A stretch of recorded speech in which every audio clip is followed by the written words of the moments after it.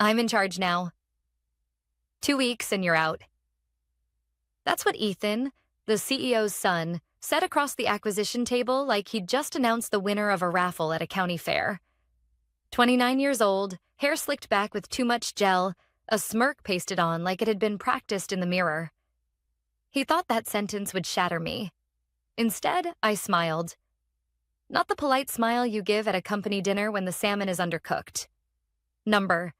The kind of smile that comes when you've seen a storm building for months, and you know the thunder is about to hit someone else's roof. The room went quiet. The buyer's executives shifted in their chairs. One of them, gray suit, steady eyes, the kind of man who looked like he could smell weakness across state lines, set down his pen and just stared. Another tapped the corner of their phone, as if making sure the recording was still running. I didn't speak, didn't argue, didn't defend myself. I just let Ethan enjoy his little performance, because I knew something he didn't. See, Ethan thought this was his grand moment, the coronation of the heir.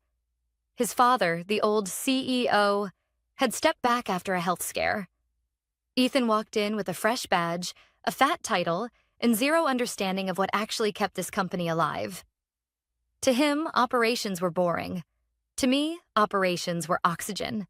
For 8 years, I'd been the one patching holes, smoothing vendor relationships, and keeping compliance threads from unraveling. Payroll, audits, logistics, all the invisible gears that keep the machine turning. I'd built most of them myself. Ethan thought cutting me loose was his way of proving he could lead. He had no clue that the same 2 weeks he just granted me would be the last 2 weeks of his career. But let's pause here, because I know some of you listen to these stories while cooking dinner, scrubbing dishes, or rage, walking around the block with your headphones in. All right, back to Ethan. The smirk, the power trip, the boy who thought he was a king. His PowerPoint was open on the big screen behind him, the title slide stuck on something he must have thought looked visionary. Core Vista 2.0, leaner, meaner, smarter. He even added a tagline at the bottom, "The future is us." I wish I were kidding. The buyers, 4 executives from a private equity firm called Hallberg and Company, sat there like professional poker players. Unblinking. They hadn't flown in from New York to be dazzled by Ethan's catchphrases. These were people who could smell rot before the rest of the room even knew the lights had dimmed. And Ethan? He was wrought with cufflinks. Kelly has been helpful in the past, he continued, pretending to honor me while dismissing me in the same breath. But it's time to streamline leadership. Fresh ideas, young energy, aggressive expansion. 2 weeks, that's all I was worth to him. He didn't even glance at me while saying it, as if I was already erased from the building's directory. What Ethan didn't know, and what made the buyers' side eyes so delicious, was that for the past month I'd been quietly working with their due diligence team. Not begging, not scheming for revenge, just answering their questions, cleaning up Ethan's messes, forwarding the right documents when they asked for them, highlighting risks he didn't even understand were risks. I wasn't trying to save myself. Honestly, I was exhausted. But I wasn't going to let the company I'd built piece by piece collapse under his ego. And collapse, it almost did. The day Ethan showed up with his shiny new badge, he called an all-hands strategy huddle. No agenda, no notes. Just him standing at the front of the room in a designer suit, telling us we were going to disrupt silos and redefine synergy. Within a week, legal couldn't find signed contracts. Finance couldn't get approval on disbursements. IT was locked out of systems Ethan swore he had access to. He thought master access was a vibe. I kept things alive. Vendor negotiations, compliance filings, payroll schedules. I wasn't sleeping much. I was tired in ways coffee couldn't fix. But I wasn't ready to watch the company sink just because the boss's son wanted to cosplay as a visionary. So when the buyers reached out, not formally, just a quiet email from their VP of integration, a woman named Dana, I didn't give them speeches. I didn't whine about Ethan. I just sent them structure. Clean, dated, documented processes. The bones of the machine they were about to purchase. That was the turning point. And that's why, When Ethan leaned back in his leather chair, smirk plastered on, telling me I had 2 weeks left, I didn't argue, didn't beg, didn't flinch. I just smiled. Because what he'd just announced to the buyers wasn't my farewell. It was his. And buried in a contract he hadn't even read, on a page he never knew existed, was the reason his smirk wouldn't survive the month. The first week after Ethan's grand announcement was chaos disguised as leadership. He strutted around the office like he'd just bought the building with his allowance, telling anyone who'd listen that Core Vista was entering its golden era. Meanwhile, the golden era looked a lot like unpaid invoices, confused department heads, and a dozen frantic phone calls hitting my desk every morning. I kept quiet. Not because I was powerless, but because I'd already learned something important. Fools burn themselves faster if you just hand them the matches. Take finance, for example. Quarter-end disbursements needed approval. Routine stuff. Normally handled in 2 signatures and a quick compliance check. Ethan, eager to prove he was decisive, told the team he'd streamline the process. His new method? Ignoring every email and writing "circle back later" in the subject line like it was a magic spell. By the 3rd day, vendor payments stalled. One supplier even drove to headquarters demanding answers because their trucks weren't rolling without clearance. I found Ethan in the break room, laughing with one of his friends from college, now suddenly our strategic transformation officer, and explained the gravity of the situation. He waved me off. "Kelly, maybe if you focused less on doom and gloom and more on adaptation, we wouldn't have these problems. Relax. We're innovating." I didn't argue. I just walked back to my desk and quietly forwarded the vendor contracts to Dana, the VP from Hallberg and Company. I highlighted the deadlines Ethan had missed and flagged the penalties we'd incur if nothing changed. I didn't editorialize. I didn't complain. Just the facts. 10 minutes later, Dana replied with 3 words. "Noted. Thank you." That was the first crack. The second came from IT.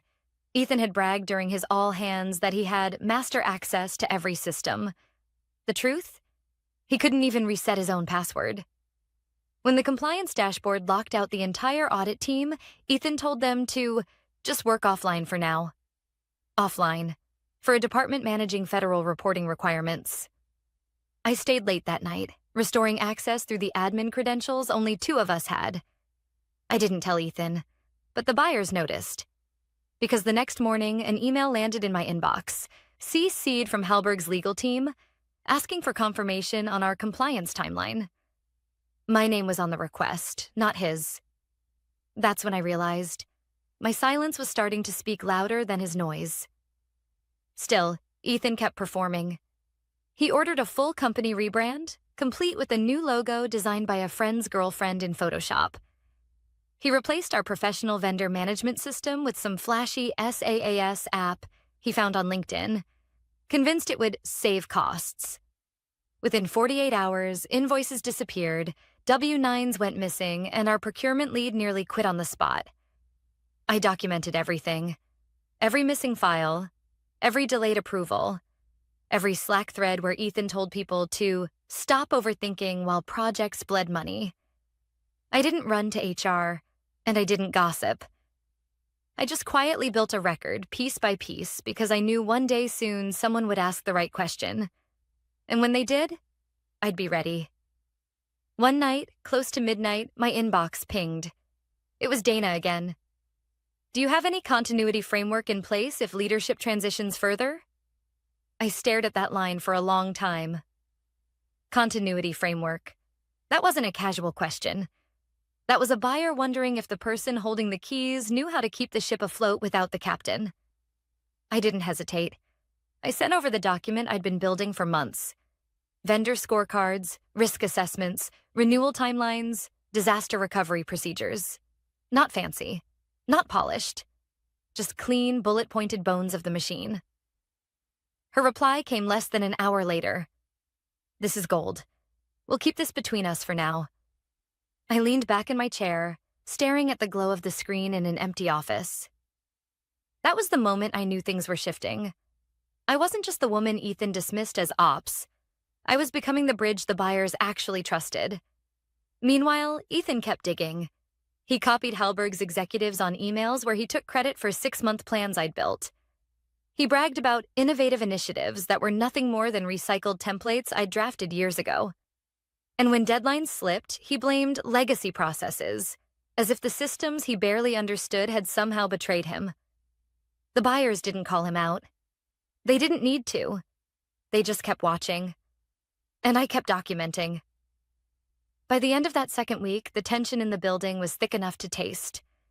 Vendors were restless. Employees were whispering. And Ethan was still parading around like a king without a crown. He thought he was in control. But what he didn't realize was that every misstep, every delay, every smug dismissal was pushing him closer to a cliff. And I wasn't the one shoving him. He was running full speed toward it on his own. I just made sure the buyers had a clear view. Because in corporate wars, it's not the loudest voice that wins. It's the one with the receipts. By the start of the third week, the shift was undeniable. It wasn't dramatic, not some boardroom explosion with lawyers storming in. No, it was subtle. The kind of shift you only notice when silence starts speaking louder than words. Ethan's emails were still long and full of buzzwords. Synergy, disruption, growth mindset. But the buyers weren't replying, at least not to him. They were replying to me. It started small. A CC here, a quiet ping there. Then, one afternoon, I opened my inbox to find a direct request from Dana.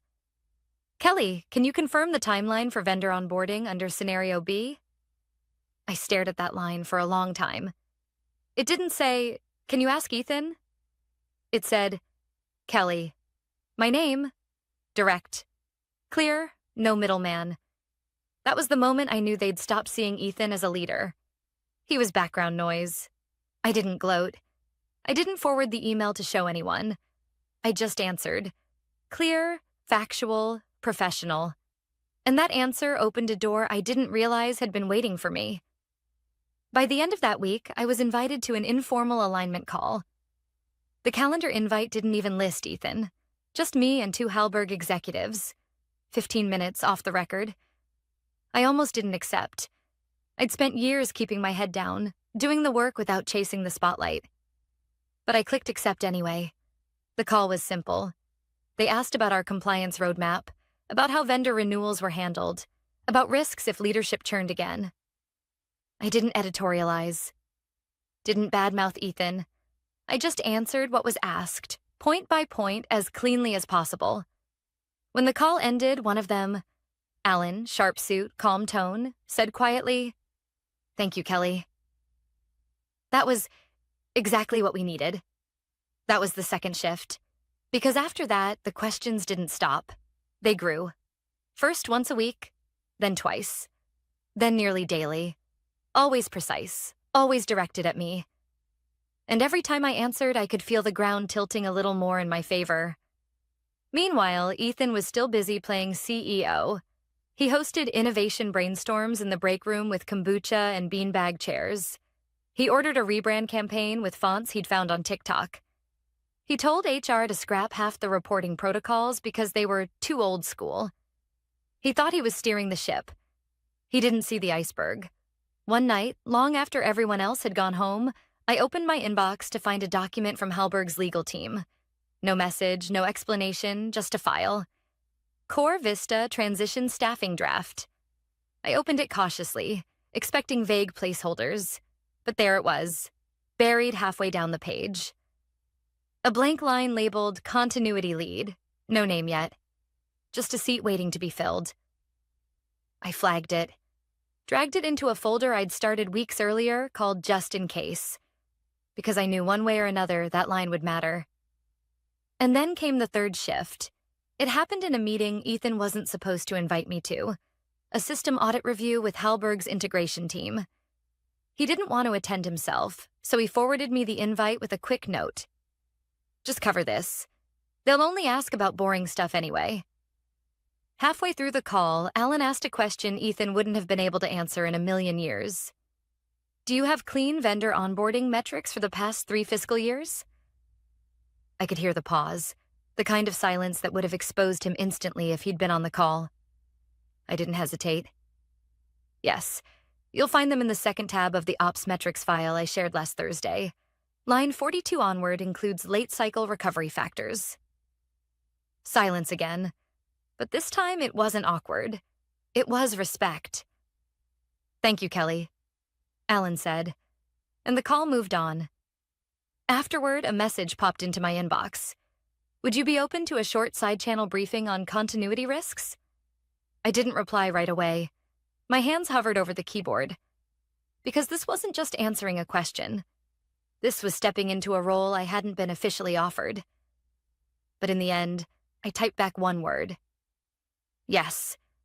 That's when the real transition began. The next briefing turned into 3. Then 4. I never speculated. Never complained. I just delivered data. Clean and undeniable. Contracts, metrics, risk reports. By the third call, Halberg's team had stopped treating me like a source. They were treating me like a leader. And then came the question that told me everything had changed. Kelly, if there were an ideal role for you post-close, one that ensures continuity and minimizes risk, what would it be? I didn't hesitate. Interim COO, Transition Americas. Not permanent, not flashy, just accurate. 2 days later, I received another draft document. This one wasn't blank. The line labeled Continuity Lead was filled. My name. Box checked. I sat there in the dark office, staring at the glow of the screen. My heart didn't race. I didn't cheer. I just felt a calm certainty wash over me. Ethan thought he was running the show. But the buyers had already written me into the script. And when the curtain lifted, he wouldn't even realize he wasn't the star. He was the punchline. The week before close felt like standing on a metal bridge and listening for the faintest vibration. Everything looked steady from the sidewalk. Underneath, the bolts were loosening. Ethan didn't notice. He was too busy hosting Transformation Thursdays in the break room. White butcher paper, flowcharts, cucumber water, slogans, and dry erase marker. Meanwhile, legal was pinging me about audit trails, finance was chasing approvals, and procurement was nursing a queue of invoices that couldn't route because the lean vendor system Ethan installed didn't support our compliance fields. I kept doing what I'd been doing for months, answering questions without flair and keeping receipts without commentary. The buyers kept watching, and then they stopped pretending not to. It started with a meeting invite. The title used to read Leadership Transition Review. One morning, it landed in my inbox as an update. Post-close executive realignment. No explanation. Same time, same room. New subtext. That afternoon, HR forwarded me a draft statement they wanted to prep for optional use. I've read a lot of these. Polite sentences that smudge edges. This one was different. Kelly's leadership has been instrumental in preserving operational integrity during this period. Her forward-looking frameworks position Core Vista for continuity post-close. I read that last line twice. Post-close. HR doesn't write post-close unless someone higher has already said the quiet part out loud. Ethan signed off on the draft within minutes. He CC'd me with a thumbs-up emoji and a note. We'll polish this for your farewell next Friday. He really thought he was writing my eulogy. That evening, long after the building went dark, I opened a file I'd been ignoring. Core Vista Transition Staffing Agreement. Final draft. It had been sitting in my inbox for 2 weeks, sent by Halberg's counsel after a flurry of late-night calls. I hadn't read it because I already understood the bones of the plan. But something about that retitled meeting nagged at me. 73 pages, charts, schedules, signature blocks. I skimmed past the noise until I hit the thick of it. Definitions, authorities, sign-off paths. And then, there it was. Page 14. 3E Transition Staffing and Continuity Oversight. All staffing decisions affecting operational integrity during the transition phase must receive final approval from the designated continuity lead. This authority cannot be overridden by temporary or interim executives not ratified by the board. One more line, unadorned, sitting there like a fuse. Continuity lead, Kelly M. Dwyer. No bold, no italics. Just my name, tucked into the paragraph Ethan had initialed in the margin with a sloppy EH. I sat back in the empty conference room and let the sentence settle. It wasn't a promotion. It wasn't a gift. It was a lever. The buyers hadn't argued with Ethan. They'd simply removed the part of the machine he could touch. I highlighted the clause and forwarded the document to my personal archive with a single subject line. Just in case.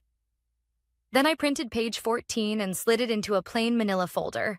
Paper has a way of silencing noise.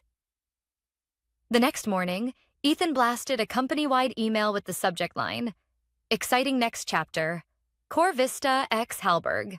The body was a collage of MBA phrases and future-ready mindset pep. He thanked everyone for embracing change and promised a seamless leadership transition. I stared at the word seamless. He had no idea what it meant. 5 minutes later, a short message popped up in my chat. Not from Dana, from the buyer's CEO. We had never exchanged a direct message. Bring your card tomorrow. No emoji, no preamble. 4 words that said everything. I typed the only reply that felt appropriate. Understood. That afternoon, I did something ordinary. I walked to the print shop on the ground floor and ordered a small run of cards in matte stock. Clean type, no flourish. Kelly M. Dwyer, Interim COO, Transition Operations, Americas, Halberg and Company. The clerk cut them with a steady hand and slid the stack across the counter like he was passing along a quiet verdict. I put one into a slim case and tucked it into my bag. Back upstairs, Ethan was holding court with his strategic officer, brainstorming a rebrand that replaced our risk sign-offs with emojis. He waved at me through the glass like we were old friends. I waved back. There's a special kind of calm in knowing you don't have to raise your voice to be heard. The day before the meeting, procurement escalated. 5 critical vendors frozen in the system because Ethan's new platform didn't support W-9 verification the way our auditors required. Legal was ready to light their hair on fire. Ethan responded with, "Let's not overreact. Innovation looks messy." I sent Dana a tidy, time-stamped packet. Change logs, access requests, Slack threads, and the remediation plan I'd already staged. 10 minutes later, she replied, "Received. Thank you." No one looped Ethan. That night, I packed my bag like I was getting ready for a trip. Notebook, contract copy, 2 pens, the card case. I slept finally, the kind of sleep that comes after months of bracing your shoulders against doors other people are leaning on. Morning broke with the humorless light of a conference day. Someone had set out branded folders and sparkling water. HR parked themselves on the left. Halberg's team took the right. Still, precise, practiced. Ethan strode past my chair and nodded at the table as if it were his stage. He didn't see the manila folder under my hand. He didn't see that the stage directions had already changed. On the way in, Dana brushed past and placed a yellow sticky flag on my copy of the agreement. No words, just a small tab, the kind you use when you know a page matters. Page 14. Ethan cleared his throat, rolled his shoulders, and started his speech. We're aligned, we're lean, and we're ready to turn the page. He thanked the teams, name-checked a spreadsheet he'd never opened, and gestured toward me like a museum docent. And of course, Kelly will transition out over the next 2 weeks. I didn't correct him. I just reached into my bag, felt the cool edge of the card case, and waited for the buyer, CEO, to look up.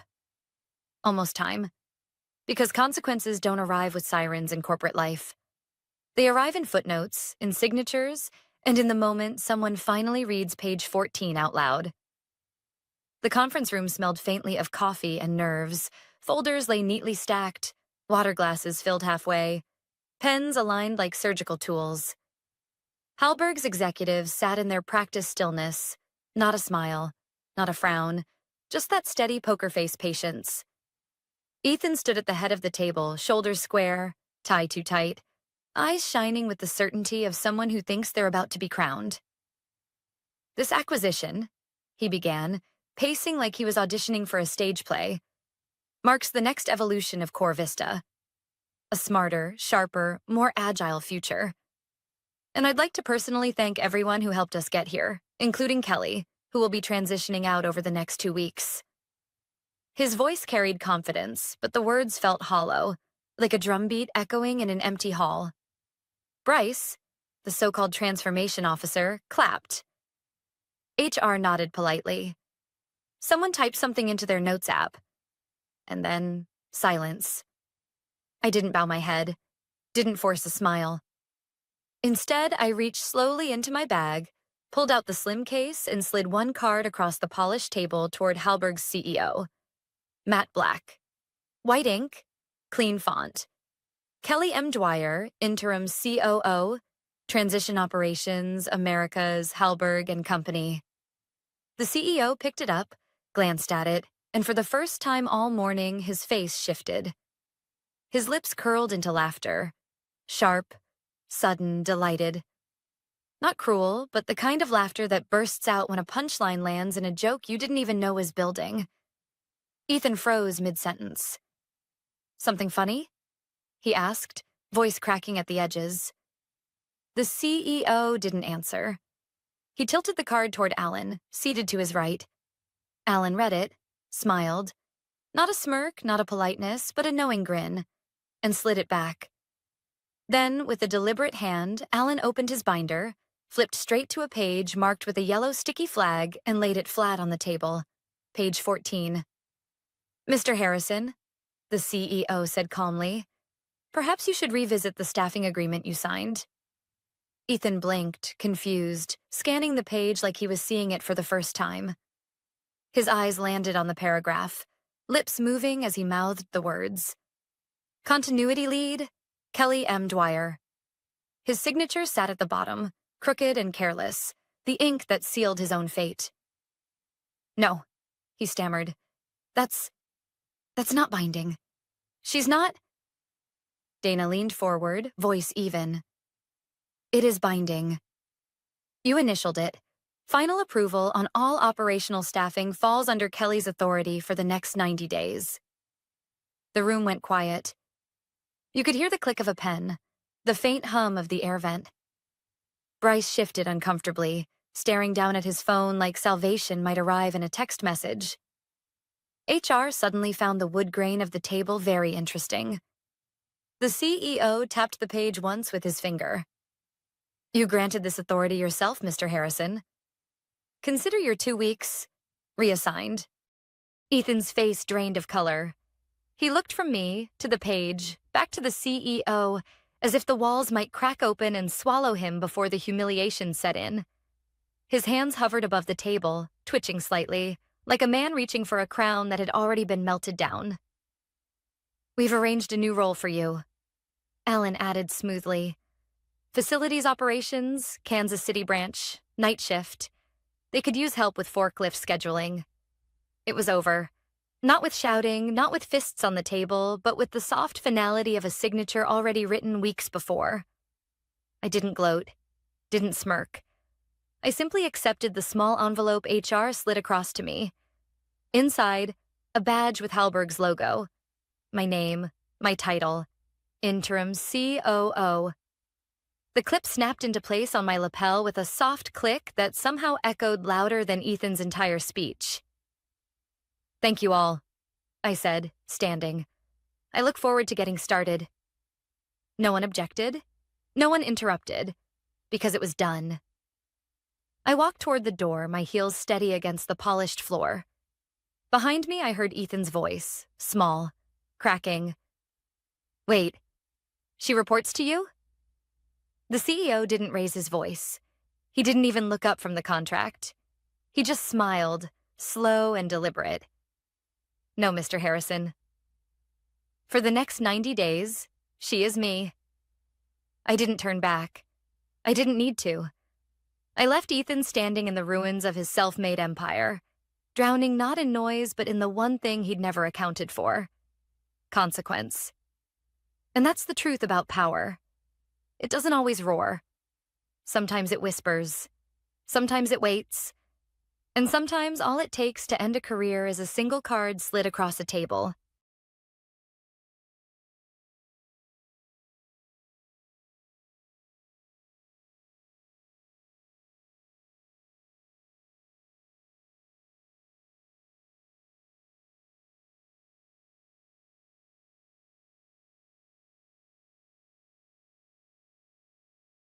I knew it was coming the second he leaned back in his chair and smirked. "If you've got a problem, walk out," my manager scoffed. Like 20 years of service was nothing more than a napkin he could toss after lunch. 20 years. 2 decades of late nights, broken deadlines, last-minute deployments, and Band-Aid fixes I'd been the one to patch. My name wasn't on the website, not on the investor decks, not even in the footnotes of the press releases. But my fingerprints? They were in every line of code, every system that company depended on. And this boy, because that's what he was, a boy with an MBA and a cologne addiction, thought he could dismiss me like I was overhead. He didn't even try to hide the disdain. "You've been here too long, Lisa," he said, flipping my performance folder like it was a diner menu. "We need people who are agile, adaptable. If you can't handle the direction we're going, the door's right there." The door, funny word, isn't it? After 20 years, you'd think it would at least be a farewell, a thank you, a gold watch. Not a door. I didn't rage, didn't argue. I felt something colder than anger, a kind of bone-deep stillness that made me sit straighter in my chair. I thought about all the birthdays I'd missed for this job, the weekends where my daughter's voice was a memory on voicemail because I was stuck in the server room. The time my husband begged me to take one night off to celebrate our anniversary, and I couldn't because the system went down. I sacrificed. And here I was, being told to walk out. So I did. No scene. No tears. I closed my laptop, slid it into my bag, and stood up. The silence in that office was heavy. The kind of silence that drags everything down with it. Respect, loyalty, history. People watched from behind glass conference walls, pretending not to notice. Pretending not to see their future in me. I walked past my team. The same engineers I'd once defended when management wanted to cut corners. Past HR, the same woman who once asked me to mentor her nephew. Nobody said a word. Nobody dared. Silence has gravity. And that day, it was crushing. I didn't go straight home. Not yet. Instead, I found myself at the diner down the street, sliding into a cracked red vinyl booth I'd sat in 100 times before during crunch nights. The waitress didn't ask, just brought me a black coffee. Same as always. I didn't cry. I didn't rage. I just sat there breathing, the bitterness of the coffee steadying me. Lixora, that company, had been my whole life. I joined when it was barely more than a handful of idealists in a rented office above a pawn shop. We ate takeout off cardboard boxes and dreamed too big for our paychecks. I'd watched it grow into a multi-million-dollar machine. And all of it, the infrastructure, the architecture, the core logic, was built on my foundation. I didn't need to scream into the void that afternoon, because I was the void now. They had no idea what they'd just thrown away. By the time I walked back to my apartment, the sun was dipping behind the skyline, and the city looked like a snow globe of glass towers. I dropped my bag by the door, poured myself a bourbon, and sat at the dining table staring at the manila folder they'd handed me, my so-called termination package. But my attention wasn't on the folder. It was on the drawer beneath it. A drawer I hadn't opened in years. Inside, under tax forms and forgotten coupons, was a slim brown envelope. No label, just weight. And inside that envelope, the provisional patent filings from 2003. My name at the top, not the company's. See, back in the chaos of those early days, I'd taken a mentor's advice, an old patent attorney who told me to keep the provisional rights under my name until things settled. But things at Lixora never settled. They just got bigger, greedier, messier. Nobody ever followed up on that little technicality. Nobody thought it mattered. Until now. Because tucked into that filing was a clause. One tiny paragraph buried in the legalese like a landmine. In the event of involuntary termination without cause, ownership of the patent shall revert to the inventor within 24 hours. Guess what, manager? You just pulled the pin. I leaned back in my chair, the bourbon burning in my throat, and I felt something shift inside me. It wasn't vengeance. Not yet. It was preparation. That night, I drafted an email to my old mentor, scanned the filing, and asked a single question. Does this still stand? I didn't know it then, but by the time the sun rose, my phone would be buzzing so hard it might crack the nightstand. 183 missed calls.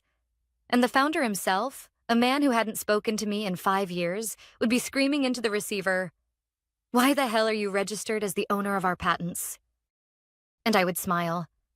Because silence sometimes is strategy. When my mentor finally called me back, I was still in yesterday's clothes. Hoodie, leggings, hair tied back in a knot that had survived 2 nights of restless sleep. The bourbon glass was still on the table, half empty, a ring of amber staining the wood. I answered on the first ring. "Lisa," he said. His voice was gravelly now, older, softer. Retirement in Arizona had aged him into something calmer. I looked at the filing. "You kept the clause. Does it still stand?" I asked. He paused.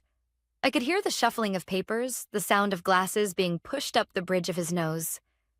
"Yes," he said finally. "It's airtight. If they terminated you without cause, ownership reverted to you the moment you walked out." I didn't breathe for a second. "So it's mine?" "It's yours," he confirmed. "Every line of code tied to that patent, every licensing deal, every investor deck, they're squatting on something they no longer own." I sat back, the words pressing down on me like a weight and a release at the same time. Mine. After 2 decades of being background noise, duct tape, the loyal dog, I wasn't just free. I was holding the foundation of their empire. By mid-morning, my phone was buzzing nonstop. Emails, messages, voicemails stacking one on top of another. The first one I opened was from HR. "Please complete your exit survey within 24 hours. Exit survey. As if I was rating a hotel stay. Then came the texts from coworkers. "So sorry, Lisa. Please stay in touch." Or worse, "Greg said you wanted to leave anyway. Hope you're happy." That one stung, because it told me the lies had already started. But the call that changed everything came a little later. Unknown number. I knew it before I picked up. The founder. "Lisa," he barked. No greeting, no small talk, just raw panic. "Why the hell are you registered as the owner of our patents?" I let the silence sit there for a beat.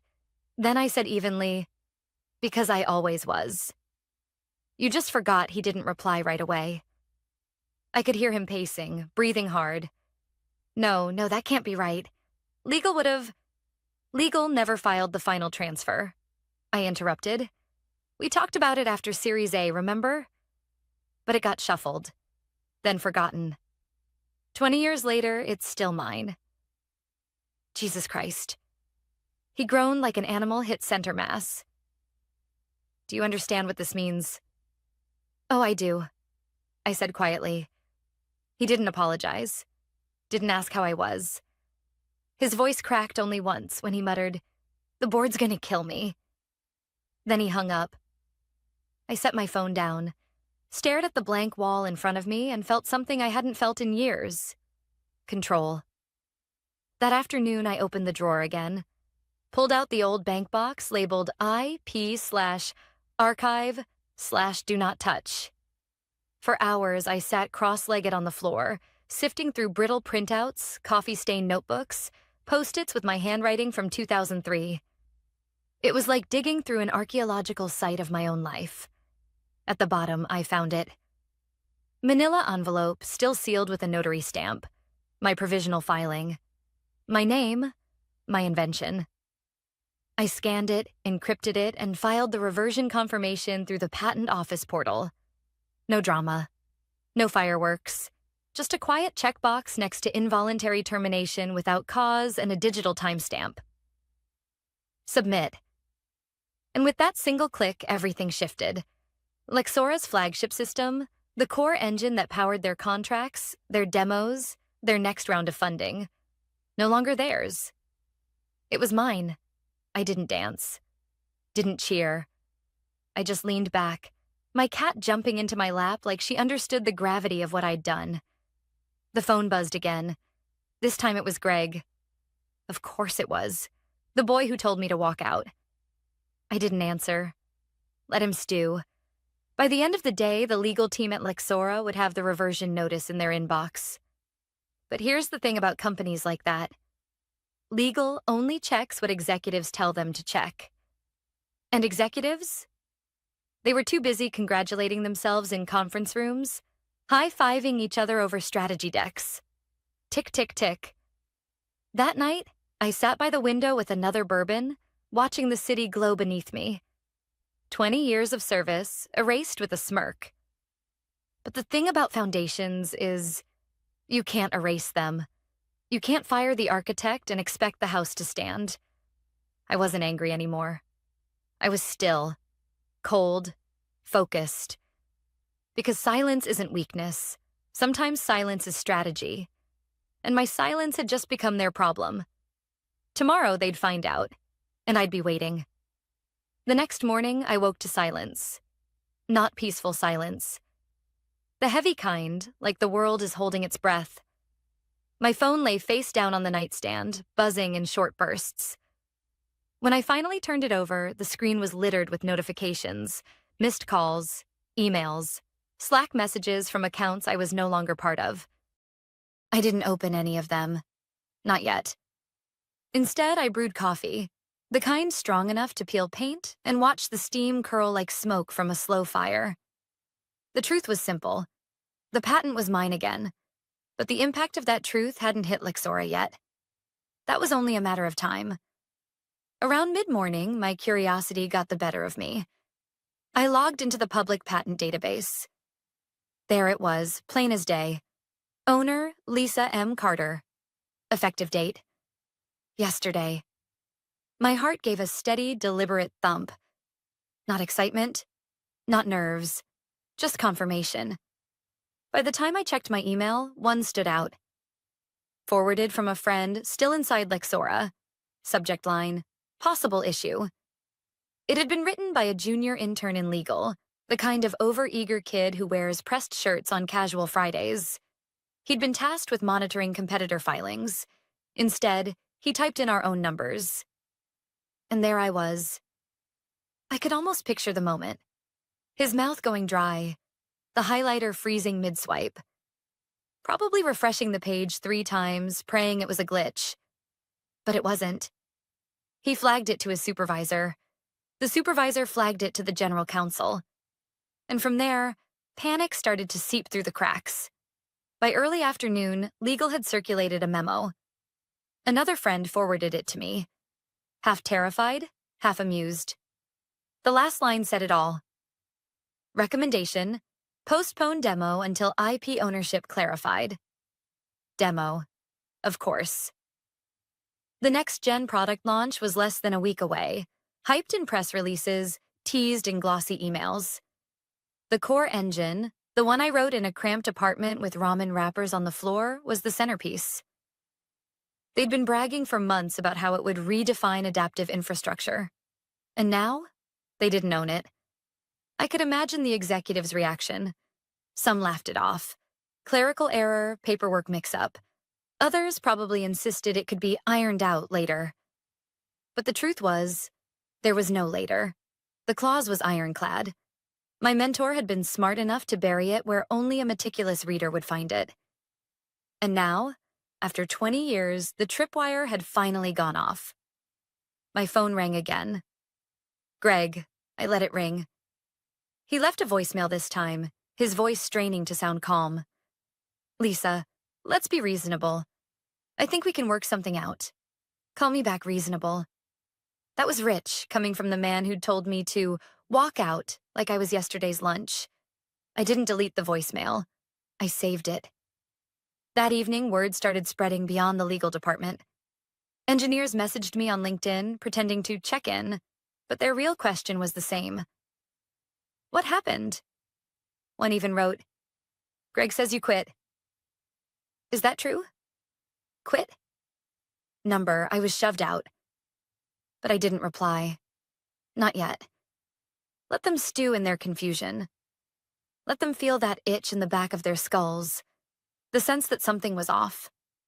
As the sun set, I imagined the scene inside Lixora. The interns whispering, the mid-level managers suddenly staying late, the executives too proud to admit they were terrified. The next-gen demo loomed over them like a storm cloud, and they were building a stage on ground that wasn't theirs. And me? I sat in my apartment, bourbon in hand, watching the city lights blink on one by one. 20 years of my life had been given to that company. Loyalty, sacrifice, nights spent at my desk instead of home with my family. They'd tossed me aside without a second thought. But now, for the first time in 2 decades, I wasn't powerless. I wasn't the background character, the loyal employee, the duct tape holding their fragile empire together. I was the architect. And they had just fired the architect without checking who owned the blueprints. Before I went to bed, I checked the patent site one more time. My name gleamed back at me, black and white, undeniable. The foundation was mine. The house was theirs. And the cracks were spreading. Tomorrow they'd break. 3 days later, Lixora's big demo day arrived. I wasn't in the building, of course. I didn't need to be. But I knew exactly how it looked. Sleek banners, polished concrete floors, a 30-foot LED screen glowing with the words, "Next is now."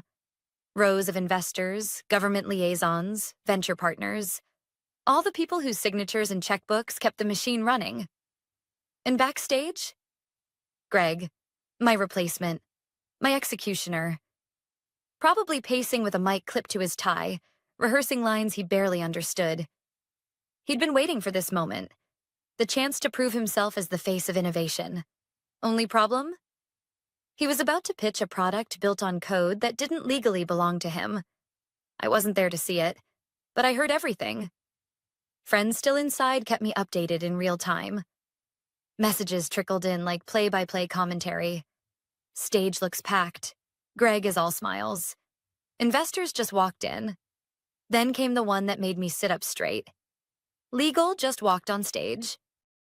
Apparently, Greg had only just started his speech.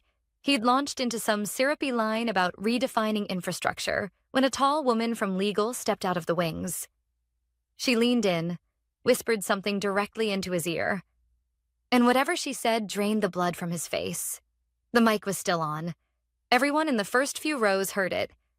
"We can't demo that system. We don't own the patent anymore," silence. Thick, jagged silence. The kind that doesn't just hang in the air, it cuts through it. Greg laughed too loud, trying to play it off. "Small technical hiccup," he told the crowd. "Just give us a moment." He stepped aside with legal, his mic picking up the hiss of panic in his voice. "What are you talking about?" "We've always owned that code." The reply was calm, cold, undeniable. "No, we never did. Lisa Carter owns it." The reversion is live phones lit up in the audience. Investors pulled up the patent database right there on their laps. And within seconds, my name was everywhere. Projected onto phone screens, whispered in corners, printed across impromptu handouts that had been forwarded to the entire room. I wasn't in the auditorium, but my presence filled it. One investor, a woman from Draper Partners, stood up mid-row, holding a sheet of paper above her head. "I believe this is the current patent registration," she said, loud enough for everyone to hear. "It lists Lisa Carter as the owner." That was the moment the demo collapsed. Greg stammered, reaching for excuses. "This is a misunderstanding. We're in the process of—" But no one was listening. Eyes weren't on him anymore. They were scanning the documents, sharing whispers, piecing it together. The product, the very system Lixora had been promising for months, was built on intellectual property they no longer owned. In the back of the room, the founder himself, Hal, stood with arms crossed. He didn't speak, didn't need to. His presence alone was enough. Witnesses said his face was unreadable, but his silence was louder than any shouting could have been. Meanwhile, legal stood at Greg's side, motionless, refusing to back him up. They knew the truth, and they weren't about to let their signatures end careers. The LED screen froze on a blank placeholder. The audience murmured. No one applauded. The silence grew heavier, more suffocating by the second. And me? I was at home on my porch, bourbon in hand, my cat curled at my feet. My phone buzzed with updates. Demo canceled. Board meeting called immediately. Greg looks like he's about to collapse. I didn't smile. Not yet. I just sat there, watching the sunset burn red over the skyline, thinking about all the nights I'd sacrificed for a company that erased me with a smirk. They hadn't fired an employee. They'd evicted the architect. And now the foundation was gone. That evening, more calls came through. Greg, 3 times. Legal, twice. Even Marcy from Product sent a sad face emoji, followed by, "Hey, are you okay?" I didn't answer. Not a single one. Because silence had become my greatest weapon. And tomorrow, it wouldn't just be a failed demo haunting them. Tomorrow, the board would finally understand what Greg had done. And the reckoning would begin. The morning after the demo collapsed, I woke to a phone that wouldn't stop shaking on my nightstand. When I turned it over, the lock screen didn't even show names anymore. Just numbers. 200 missed calls. Voicemails stacked so high the counter stopped keeping track. I didn't listen. Not at first. I poured myself coffee, stretched out on the couch, my cat pressing against my legs like she knew something cosmic had shifted. The city outside was quiet, but I knew inside Lexora's walls, it was chaos. Finally, one name caught my eye. Hal, the founder. I called him back. He picked up on the first ring. No greeting, no pleasantries. Just a voice like sandpaper and thunder. "Lisa, what do you want?" Not "can we fix this?" Not "I'm sorry." Not even "let's negotiate." He already knew those questions didn't matter anymore. I didn't answer him on the phone. Instead, 10 minutes later, I sent an email. Subject line: terms. The body was short, sharp, surgical. No legal jargon, no filler. Full buyout rights for Lexora Systems to Relicant's patent number 79864322. An 8-figure royalty agreement, retroactive to the date of termination. A seat on the board with voting privileges. Non-negotiable. I ended it with a single sentence. This is not revenge. This is realignment. I hit send. No signature, no warmth, just truth. For hours, there was silence. The kind that settles into your bones, heavy and certain. I pictured them in that glass boardroom, papers spread across the table, investors demanding answers, lawyers whispering worst-case scenarios. And then came the reply. 4 words. We accept. All terms. I didn't answer right away. I let them sweat. Let them think I might change my mind.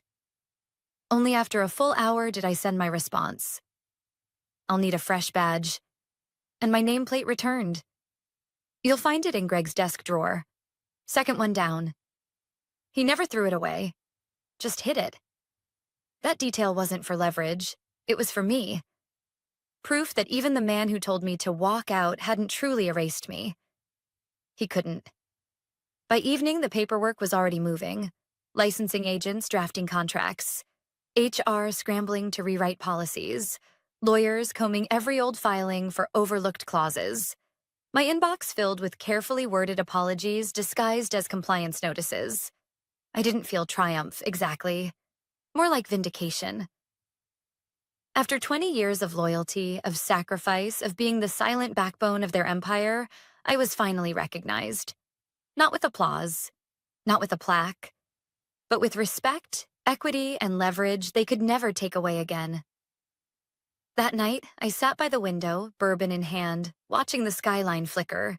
My cat purred against my side. The silence that had crushed me days before was still there, but now it belonged to me. The next day, news of the board's decision leaked. Industry blogs lit up. Lexora Systems restructures after failed demo. Patent reverts to longtime engineer. Founder forced to concede control. My name wasn't in the headlines yet, but it was in the contracts, in the legal filings, in every late-night meeting they were scrambling to hold. And Greg?